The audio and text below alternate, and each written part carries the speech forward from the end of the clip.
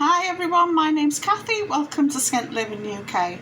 Today I'm cooking a sausage hot pot using leftover veggies from my fridge.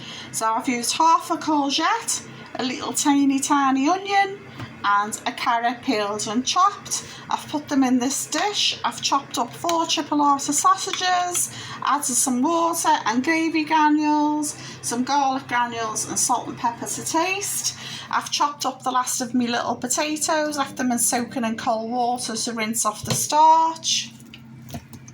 Pouring them all on top.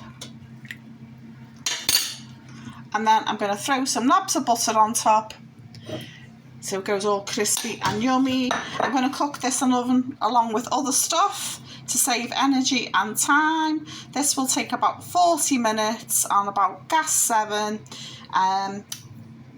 or electric 180.